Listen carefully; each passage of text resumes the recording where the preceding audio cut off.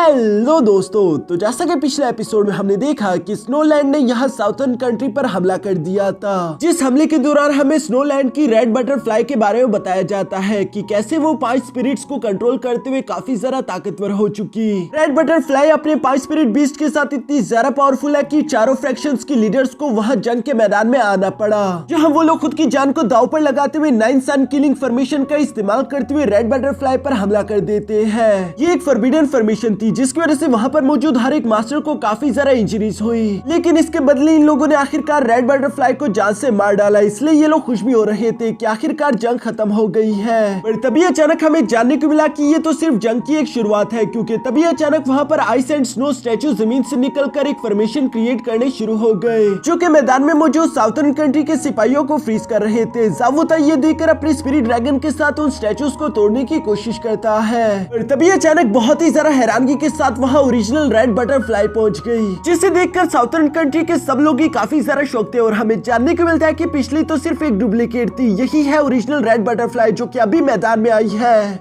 अब आगे तो नेक्स्ट एपिसोड की शुरुआत में हम लोगों को 100 साल पहले की कहानी बताई जाती है, जब रेड बटरफ्लाई स्नोलैंड में पैदा हुई थी। तब स्नोलैंड में एक बहुत ही अजीब सा फिनोमेना हुआ। 5 एलिमेंटल स्पिरिट एक साथ इकट्ठा होते हुए रेड बटरफ्लाई के आसपास इकट्ठा हो चुके। स्नोलैंड की क्वीन ने यह देखकर खुद रेड बटरफ्लाई को पालने और उसकी हिफाजत करने का फैसला किया। धीरे धीरे जैसे जैसे रेड बटरफ्लाई बड़ी होती जा रही थी, उसकी ताकत भी काफी तेजी के साथ इंक्रीज होने लगी। इन 5 एलिमेंटल बीस्ट की वजह से रेड बटरफ्लाई को बेमिसाल ताकत मिल चुकी थी, जो कि स्नोलैंड के लिए किसी वरदान से कम नहीं। स्नोलैंड किसी भी कीमत में रेड बटरफ्लाई को नहीं खो सकता। इसलिए 100 साल बाद जब यहाँ 4 फ्रैक्शन के साथ जंग होने वाली थी, तो क्वीन को भविष्यवाणी की वजह से मालूम हो चुका था कि इस 4 फ्रैक्शन के साथ जंग के दौरान रेड बटरफ्लाई जान से मारी जा सकती है। इसीलिए क्वीन ने अपनी एक डिसाइपल किंग ही को अपने पास बुला लिया था, और वो किंग ही से कहती है कि तुम्हें रेड बटरफ्लाई की जगह लेनी होगी। तुम उसकी जगह उसके 5 एलिमेंटल बीस्ट को लेकर 4 फ्रैक्शन पर हमला बोल दो, क्योंकि अगर तुम ऐसा नहीं करती तो कल की जंग के दौरान रेड बटरफ्लाई जान से मारी जाएगी। ये सुनकर किंग ही भी काफी ज्यादा परेशान हो जाती है। वो रोते हुए क्वीन से कहती है कि मैं आपकी फर्स्ट डिसाइपल हूँ, आप जानती हो ना कि रेड बटरफ्लाई की जगह अगर मैंने लेने की कोशिश की तो उसकी जगह मैं मारी जाऊंगी। अभी अचानक हम देखते हैं कि क्वीन भी पलटकर किंग ही की तरफ देखती है, जहाँ पर क्वीन की हालत तो काफी ज्यादा खराब दिखाई दे रही थी। ये देखकर किंग ही फौरन से क्वीन की तरफ भागते हुए कहती है कि मास्टर आखिर आपको क्या हुआ, जिस पर क्वीन उसे रोकते हुए जवाब देकर बोलती है कि साउथर्न कंट्री में उस स्नोवी फॉर्मेशन को बनाने की वजह से मेरी काफी ज्यादा लाइफ एनर्जी कंज्यूम हो गई, जिसका मतलब कि मेरे पास अब जीने के लिए ज्यादा समय नहीं। इस जंग को जीतने के लिए मैंने अपनी जान दे दी, और मैं तुमसे भी तुम्हारी जान की कुर्बानी मांग रही हूँ। हाँ, मैं जानती हूँ कि मैं एक बहुत ही बुरी टीचर हूँ, लेकिन स्नोलैंड के फ्यूचर के लिए हमें ये करना ही होगा। रेड बटरफ्लाई स्नोलैंड के लिए बहुत ही ज्यादा इंपॉर्टेंट है, हम उसे इस तरह से मरने नहीं दे सकते। इसलिए उम्मीद करती हूँ कि तुम मेरी बात को समझोगी।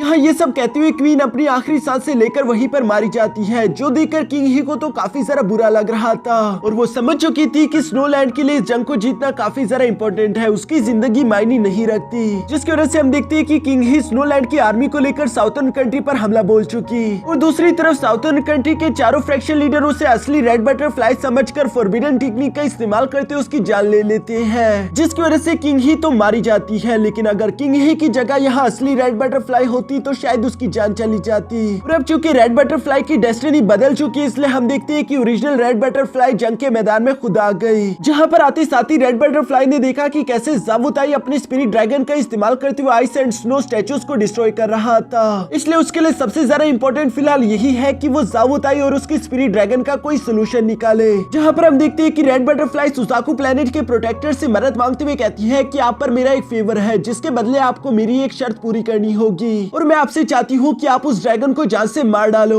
यहाँ रेड बटरफ्लाई की बात सुनते हुए वहाँ पर अचानक से एक पोर्टल ओपन हो गया, जिसके अंदर से सुजाकू प्लेनेट का प्रोटेक्टर बाहर आ जाता है। ये प्रोटेक्टर, जिसका नाम मास्टर आउजी था, वो एक इन्फेंट ट्रांसफॉर्मेशन स्टेज का वॉरियर है, जिसे देखकर तो वहाँ पर मौजूद सब लोग ही सरप्राइज हो गए थे। वैसे तो एक प्रोटेक्टर की जिम्मेदारी होती है उस प्लेनेट की हिफाजत करना, इसलिए वो उस प्लेनेट के लोगों को नुकसान नहीं पहुंचाता। लेकिन रेड बटरफ्लाई से किए हुए प्रॉमिस की वजह से मास्टर आउजी को यहाँ उसकी एक शर्त तो पूरी करनी ही होगी। इसलिए मास्टर आउजी यहाँ पर आते साथ ही कहते हैं कि मुझे ये इजाजत तो नहीं कि मैं उस ड्रैगन की जान ले सकूं, लेकिन हाँ, अगर मैं जावुताई की बॉडी से उस स्पिरिट ड्रैगन का ब्लड निकाल दूं तो शायद ये तुम्हारे लिए ज्यादा मुश्किलें ना खड़ी कर पाए। जो कहती है सुजाकू प्लेनेट का प्रोटेक्टर तेजी के साथ आगे की तरफ आ जाता है, जहां वो ज़ावुताई के खिलाफ अपनी पावर्स का इस्तेमाल करने वाला था। ज़ावुताई इस बात को पहले से ही जानता है कि वो जिस आदमी का मुकाबला कर रहा है वो काफी ज्यादा खतरनाक है, उसका यहाँ पर शायद कोई भी इंसान मुकाबला नहीं कर सकता। लेकिन फिर भी वो खुद को और अपनी स्पिरिट ड्रैगन को प्रोटेक्ट करने के लिए अपनी पूरी जान लगाते वहाँ पर 3 बैरियर शील्ड क्रिएट कर चुका। जहाँ दूसरी तरफ हम देखते हैं कि मास्टर हाउसी के लिए तो इन 3 बैरियर्स अटैक को डिस्ट्रॉय करना जरा सा भी मुश्किल नहीं था, बल्कि वो काफी आसानी के साथ इन बैरियर्स को डिस्ट्रॉय करने के साथ साथ ज़ावुताई को भी हिट करके पीछे की तरफ पटक चुके। यहाँ पर इस प्रोटेक्टर की पावर देखकर तो वांगलिंग भी हक्का बक्का रह गया था। दूसरी तरफ हम देखते हैं कि प्रोटेक्टर ने यहाँ पर ज़ावुताई की बॉडी से ड्रैगन ब्लड लाइन बाहर निकाल लिया, जिसकी वजह से वो बहुत ही बुरी तरीके से इंजर्ड हो चुका था। जबकि साथ ही साथ हम देखते हैं कि वो स्पिरिट ड्रैगन अपने मालिक को बचाने के लिए ज़ावुताई की तरफ बढ़ने की कोशिश करता है, फिर तभी अचानक प्रोटेक्टर उसे भी अपनी स्पिरिचुअल हेड से पकड़ते उसकी सोल को यहाँ उसकी बॉडी से बाहर निकाल चुका, जिससे वो एक पोर्टल का इस्तेमाल करते हुए सुजाकू प्लेनेट से बाहर की तरफ भेजते हुए कहता है कि अब तुम्हारी इस प्लेनेट पे कोई जरूरत नहीं। यहाँ ज़ावुताई के इंजर्ड होने और उसके ड्रैगन के खत्म हो जाने के बाद हम देखते हैं कि यहाँ पर बाकी के सब लोग काफी ज्यादा घबरा चुके थे। वो समझ गए थे कि अब हम नहीं जीत सकते, इसलिए वो सब लोग यहाँ वहाँ भागते हुए बिखरना शुरू हो गए। दूसरी तरफ वांगलिंग भी ये सारा नजारा देखते हुए कहता है कि इस जंग का आखिरकार फैसला हो गया। ज़ावुताई और उसके ड्रैगन्स के बगैर चारों फ्रैक्शन बहुत ही ज्यादा कमजोर है और अब ये लोग नहीं जीत पाएंगे। दूसरी तरफ हम देखते हैं कि रेड बटरफ्लाई भी प्रोटेक्टर से अपना फेवर लेने के बाद फोनस से अपनी पावर को एक्टिवेट कर चुकी। वो अपने 5 एलिमेंटल स्पिरिट्स को अपने पास समन करना शुरू कर देती है। जो एलिमेंटल बीस्ट इस बार अपनी फुल पोटेंशियल का इस्तेमाल कर पाएंगे, क्योंकि इस बार असली रेड क्वीन इन्हें कंट्रोल कर रही है। लेकिन दूसरी तरफ इस समनिंग प्रोसेस के दौरान अचानक की रेड बटरफ्लाई हैरान होते हुए कहती है कि मेरे 5 एलिमेंटल बीस्ट में से आखिर अर्थ एलिमेंटल बीस्ट कहां पर गायब हो गया, क्योंकि इस वक्त रेड बटरफ्लाई के आसपास 4 एलिमेंटल बीस्ट ही समन हो पा रहे थे और 5वें अर्थ एलिमेंटल बीस्ट को तो वांगलिंग ने अपने हेवनली पल के अंदर एब्सॉर्ब कर लिया है, जिस बात का रेड बटरफ्लाई को तो फिलहाल कोई भी अंदाजा नहीं। और हम देखते हैं कि बाकी के 4 एलिमेंटल बीस्ट अपने फुल पोटेंशियल में आ चुके थे, इसी वजह से उन्होंने जंग के मैदान में तबाही मचा दी थी। चारों फ्रैक्शन की लीडर्स भी इन 4 एलिमेंटल बीस्ट के सामने अब टिक नहीं पाते और देखते ही देखते यहाँ इन 4 एलिमेंटल बीस्ट ने मिलकर उन फ्रैक्शन लीडर्स को जान से मारना शुरू कर दिया था। ऊपर की तरफ चारों फ्रैक्शन लीडर्स को इस तरह से मरता हुआ देखकर वांगलिंग नीचे की तरफ मौजूद शुक्रिया अदा करते हुए कहता है कि ये तो अच्छा हुआ कि मेरे हेवनली पर्ल ने वक्त रहते ही उस अर्थ एलिमेंटल बीस्ट को पूरी तरीके से एब्सॉर्ब कर लिया है। अगर वो भी इसी तरह से फुल पोटेंशियल पर आ जाता तो शायद मैं भी उसका मुकाबला ना कर पाता और यहाँ पर मेरी भी मौत हो जाती। यहाँ ये सब सोचते हुए अचानक से वांगलिंग को ज़ावुताई याद आ गया था, जो कि इंजर्ड होने के बाद जंग के मैदान से कहीं पर गायब हो चुका। इसलिए वांगलिंग खुद से कहता है कि ये मेरे पास आखिरी मौका है, मुझे जल्द से जल्द ज़ावुताई के पास पहुंचते उससे रेन कैलिड्रोन हासिल करना होगा। जो यूडिंग रेन कैलिड्रोन हासिल करने के लिए वांगलिंग फौरन वहां से बाहर आ जाता है। इसके बाद सीन शिफ्ट होकर दूसरी तरफ ज़ावुताई पर आ गया, जो कि एक बहुत ही ज्यादा इंजर्ड कंडीशन में यहाँ एक केव के अंदर मौजूद था। तभी अचानक वहाँ पर वांगलिंग भी पहुंच जाता है। वांगलिंग ने चूंकि यहाँ मास्टर शेंगमू का वो हेड पहना हुआ था, इसलिए ज़ावुताई उसकी आइडेंटिटी को शुरू में तो पहचान नहीं पाता, इसलिए वो फाइट के लिए फौरन से तैयार हो गया। लेकिन थोड़ी देर बाद वांगलिंग के आर्टिस्टिक कॉन्सेप्शन को महसूस करने के बाद वो समझ जाता है कि ये कोई और नहीं बल्कि वांगलिंग है। वो खुद को यहाँ पर शांत करते हुए कहता है कि मैंने सोचा नहीं था कि तुमसे मेरी इतनी जल्दी दोबारा मुलाकात हो पाएगी। तभी अचानक हम देखते हैं कि वांगलिंग ने उसकी बॉडी पर मौजूद यूडिंग रेन कैलिड्रोन की तरफ देखना शुरू कर दिया, जो देखकर ज़ावुताई भी समझ जाता है। इसलिए वो हंसते हुए अपने पास से उस यूडिंग रेन कैलिड्रोन को बाहर निकालते हुए कहता है कि अब मैं इसे अपने पास रखना अफोर्ड नहीं कर सकता। मैं तो क्या चारों फ्रैक्शन मिलकर भी इसे अपने पास रखना अफोर्ड नहीं कर पाए, इसलिए अगर ब्रदर वांगलिंग तुम्हें ये रेन कैलिड्रोन चाहिए तो मैं तुम्हें ये दे देता हूँ, इसे तुम लेकर जा सकते हो। जो कहती है ज़ावुताई ने वो रेन कैलिड्रोन यहाँ वांगलिंग के हवाले कर दिया था और साथ ही साथ वो वांगलिंग से कहता है कि अब बाकी का सब कुछ तुम्हारी किस्मत पर डिपेंड करेगा कि तुम इसे लेकर यहाँ से जिंदा निकल भी पाओगे या नहीं। जो सुनकर वांगलिंग उस रेन कैलिड्रोन को लेकर वहाँ से जाने ही वाला था, पर जाने से पहले वो ज़ावुताई को कुछ हीलिंग पिल्स दे देता है ताकि वो खुद को ठीक कर सके। यहाँ ये करने के बाद वांगलिंग तेजी के साथ साउथर्न कंट्री से बाहर की तरफ रवाना हो गया, क्योंकि उसे जो कुछ चाहिए था वो उससे मिल चुका। अब उसे जितनी जल्दी हो सके साउथर्न कंट्री को छोड़कर यहाँ से बाहर जाना होगा। फिर तभी अचानक बदकिस्मती से स्नोलैंड की एक एल्डर की नजर वांगलिंग पर पड़ गई थी, जो कि तेजी के साथ अपने स्नो टावर को लेते हुए वांगलिंग के सामने समर हो गई। इस एल्डर का नाम मिस ली निंग था, जो कि वांगलिंग को देखते हुए कहती है कि 4 फ्रैक्शन का एक आदमी अभी भी जिंदा है, मैं तुम्हें जिंदा नहीं छोड़ने वाली। जो कहती है वो तेजी के साथ वांगलिंग पर अपने आइस क्रिस्टल का इस्तेमाल करते हुए हमला करना शुरू कर देती है। वांगलिंग भी तेजी के साथ टेलीपोर्ट करते हुए उस आइस नीडल अटैक्स को डॉज कर रहा था, लेकिन मिस ली निंग ऑलरेडी सोल फॉर्मेशन लेवल यानी गोल्ड रेल्म पर है, इसलिए वांगलिंग तो उसका मुकाबला नहीं कर पा रहा था। इसलिए हम देखते हैं कि वांगलिंग ने फौरन वहां पर अपने सोल पपेट समन कर लिए, जो कि उससे टैंग फैमिली के एल्डर्स को मारकर बनाए थे। हम देखते हैं कि वो पपेट्स तेजी के साथ आगे की तरफ बढ़ते हुए मिस लीनिंग की तरफ आ रहे थे, जो देखकर मिस लीनिंग भी तेजी के साथ अपने आइस चेन्स का इस्तेमाल करते हुए उन पपेट्स को पकड़कर उन्हें वहीं पर फ्रीज कर देती है, जो करके मिस लीनिंग तो मुस्कुरा रही थी। उसे लग रहा था कि वांगलिंग तो उसके सामने कुछ भी नहीं कर पा रहा। फिर तभी अचानक हमें जानने को मिलता है कि ये तो वांगलिंग का शुरू से प्लान था। वो अचानक ही उन सोल पपेट्स को सेल्फ डिस्ट्रक्ट कर देता है, जिसकी वजह से वहाँ पर एक बहुत बड़ा एनर्जी ब्लास्ट हो गया, जिस ब्लास्ट की धुएं का फायदा उठाकर वांगलिंग तेजी के साथ वहाँ से भागना शुरू कर देता है। मिस लीनिंग भी खुद को बचाकर गुस्सा होते हुए कहती है कि आखिर तुमने क्या समझ लिया कि तुम इतनी जल्दी यहाँ से भाग सकते हो? तो ऐसा नहीं होने वाला, क्योंकि वो भी एक गोल्ड रैम पर थी। इसलिए हम देखते हैं कि वो वांगलिंग से भी तेजी के साथ टेलीपोर्ट करके उसके सामने आकर खड़ी हो गई। जबकि अब मिस लीनिंग सीरियस हो चुकी थी, उसकी पावर काफी ज्यादा टेरिफाइंग लग रही थी। वांगलिंग भी बहुत ही मुश्किल के साथ मिस लीनिंग से खुद को बचा रहा था, पर उसके हमले को डॉज करते हुए वांगलिंग अपने मन में कहता है कि बेशक ये औरत एक गोल्ड रैम की वॉरियर है, लेकिन चूंकि ये इतनी ज्यादा बूढ़ी हो चुकी तो इसलिए इसकी फिजिकल बॉडी उतनी ज्यादा ताकतवर नहीं। अगर मैं एंशिएंट गॉड ब्लड लाइन की पावर का इस्तेमाल करूं तो शायद मैं इसे थोड़ा सा डैमेज दे पाऊं। यही सोचते हुए वांगलिंग ने टैंक लाइन के उस एल्डर को बाहर निकाल लिया था, जिसके पास एंशिएंट गॉड का एक ड्रॉप ऑफ ब्लड था। वांगलिंग यहाँ पर उसके एंशिएंट गॉड ब्लड पावर को एक्टिवेट करते हुए उसे हुक्म देता है कि लीनिंग पर हमला करो, जो सुनकर वो सोल पपेट बिल्कुल ऐसा ही करता है। वो अपनी फुल स्ट्रेंथ का इस्तेमाल करते हुए बुखलाकर फौरन से तेजी के साथ आगे की तरफ बढ़ते हुए लीनिंग पर हमला करने शुरू हो गया,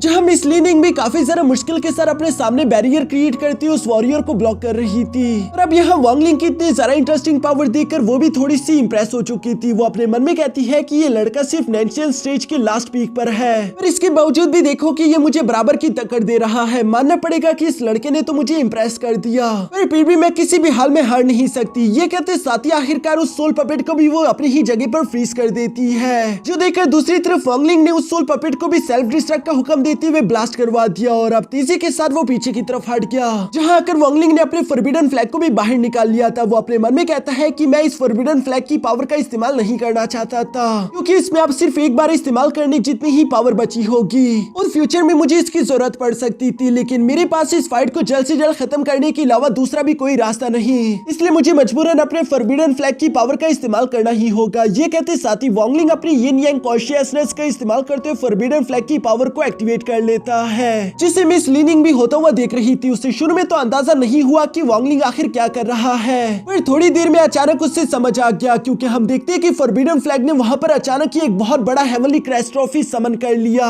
जिसे दूसरे वर्ड में हेवनली ट्राइबुलेशन भी कहा जाता है, क्योंकि हेवन की तरफ से एक बहुत ही ज्यादा खतरनाक बिजली गिरेगी। दूर से इन रेड क्लाउड्स को सुजाकू प्लेनेट का प्रोटेक्टर भी देख लेता है, इवन कि वो भी इस हेवनली कैटास्ट्रोफी को देखकर काफी ज्यादा सरप्राइज हो गया था, जबकि पीछे की तरफ मिस लीनिंग के तो होश ही उड़ चुके थे। वो तेजी के साथ खुद को बचाते हुए अपने स्नो टावर के अंदर आ चुकी थी, जहां से वो वांगलिंग को देखते हुए कहती है कि एक मामूली सा एंशिएंट सोल लेवल का वॉरियर आखिर इतने पावरफुल अटैक को कैसे जनरेट कर सकता है। दूसरी तरफ हम देखते हैं कि वांगलिंग ने अपने फॉरबिडन फ्लैग को तेजी के साथ यहाँ उसी स्नो टावर की तरफ थ्रो कर दिया, जिसके ऊपर हम देखते हैं कि हेवनली कैटास्ट्रोफी थंडर भी आकर गिर जाता है, जिसकी वजह से हम देखते हैं कि वहां पर एक बहुत बड़ा एनर्जी ब्लास्ट हो गया, जिस ब्लास्ट का इफेक्ट खत्म होने के बाद हम देखते हैं कि स्नो टावर तो पूरी तरीके से एलिमिनेट हो चुका है, यानी कि वांगलिंग ने मिस लीनिंग को जान से मार डाला, जबकि इस अटैक की वजह से उसकी खुद की हालत भी काफी ज्यादा खराब हो चुकी थी। अब उसके पास ज्यादा किसी के साथ फाइट करने की पावर नहीं बची, इसलिए फिलहाल उसके लिए यही सबसे बेटर है कि वो अंडरग्राउंड होकर छुप जाए, जिसके लिए हम देखते हैं कि वांगलिंग अपने अर्थ हाइडिंग टेक्निक का इस्तेमाल करते हुए तेजी के साथ वहां से दूर जाने लगा, जबकि थोड़ी देर बाद वहां पर सुजाकू किंगडम का प्रोटेक्टर भी पहुंच गया,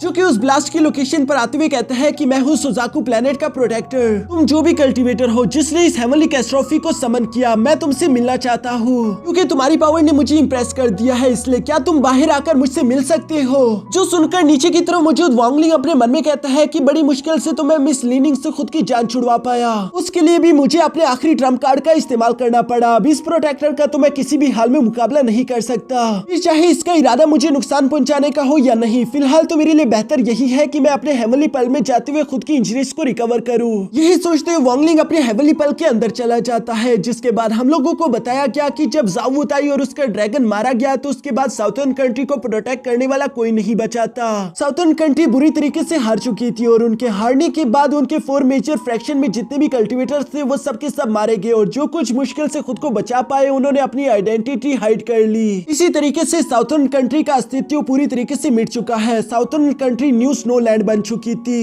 जिसके बाद जंग भी खत्म हो गई। जंग के बाद हम लोगों को 5 सालों बाद का सीन दिखाया जाता है, जहां वांगलिंग अपने हेवनली पल में कल्टीवेट कर रहा था और ऑलमोस्ट उसने अपनी सारी की सारी इंजरीज पूरी तरीके से रिकवर कर ली है। जबकि साथ ही साथ हमें यहाँ पर वोंगलिंग के सामने 5 एलिमेंटल पावर एनर्जी भी दिखाई गई, जो धीरे धीरे वोंगलिंग के लिए हेवनली पल इकट्ठा कर रहा है। अगर आप लोगों को याद हो तो फ्लेम बर्निंग किंगडम में एक तरह की बीस्ट की फायर एनर्जी यहाँ हेवनली पल ने एब्सॉर्ब कर ली थी, जिस बीस्ट किंग को एब्सॉर्ब करने की वजह से हेवनली पल को फायर एलिमेंट की पावर मिली थी। जबकि साथ ही साथ अब चूंकि अर्थ एलिमेंटल की पावर भी वोंगलिंग ने रिसेंटली एब्सॉर्ब कर ली है। जबकि साथ ही साथ हमें यहाँ पर बाकी के 3 एलिमेंट भी दिखाए गए, यानी कि वोंगलिंग को भी रेड बटरफ्लाई की तरफ 5 एलिमेंटल की पावर्स फ्यूचर में हेवनली पल की वजह से मिल जाएगी। वोंगलिंग भी यहाँ पर इन 5 एलिमेंट्स को देखकर काफी ज्यादा खुश हो रहा था, लेकिन अभी तक वो इनका इस्तेमाल करना नहीं जानता। इसलिए वो अपने मन में सोचता है कि शायद मुझे तब तक इंतजार करना होगा जब तक ये पांचों के पांचों एलिमेंट अपनी परफेक्शन लेवल तक नहीं पहुंच जाते। उसके बाद शायद मैं इन एलिमेंट्स की मैजिकल पावर को समझ पाऊं। वैसे साथ ही साथ हमें जानने को मिलता है कि वोंगलिंग की आर्टिस्टिक कॉन्सेप्शन का नाम लाइफ एंड डेथ है, जो कि वोंगलिंग ने खुद सीखी है। इसलिए वोंगलिंग जब गॉड रेल्म में इंटर करेगा तो उसका आर्टिस्टिक कॉन्सेप्शन बहुत ही ज्यादा पावरफुल होगा। वोंगलिंग को गॉड रेल्म में इंटर होने के लिए पूरे 10 साल चाहिए थे, जिनमें से 6 साल तो ऑलरेडी गुजर गए। वोंगलिंग को अब कुछ भी करके बस सिर्फ 4 साल तक वेट करना होगा, उसके बाद वो गॉड रेल्म में इंटर हो जाएगा। लेकिन यहाँ 5 साल के बाद अब वोंगलिंग हेवनली पल में भी ज्यादा देर अब चुप कर नहीं बैठ सकता, इसलिए हम देखते हैं कि उसे मजबूरन बाहर आना पड़ता है ताकि हेवनली पल दोबारा से रिचार्ज हो सके। बाहर आने के बाद वोंगलिंग ने देखा कि साउथर्न कंट्री तो पूरी तरीके से बदल चुकी है, क्योंकि ये जगह न्यू स्नोलैंड बन चुकी थी। वोंगलिंग भी नजदीक से जायजा लेने के लिए यहाँ सिटी के अंदर आ चुका था, जहाँ पर उसे कई सारे मॉर्टल्स अपना अपना काम करते हुए दिखाई देते हैं, लेकिन ऐसा लग रहा था जैसे कि इन इंसानों को कंट्रोल किया जा रहा है। इसलिए वोंगलिंग ने उन सबको ऑब्जर्व करने की कोशिश की और उसे मालूम हुआ कि इनकी बॉडी पर तो डेथ का इंटेंशन था, यानी कि ये सारे के सारे मॉर्टल्स जल्द ही मारे जाएंगे, जैसे कि सोसाइटी में किसी तरह की बीमारी फैल चुकी हो। लेकिन आखिर ऐसी क्या चीज है जो कि इन लोगों को कमजोर कर रही थी, इसके बारे में हम लोगों को अभी नहीं बताया जाता। और यहाँ इसी के साथ हमारा ये एपिसोड यहीं पर खत्म हो गया।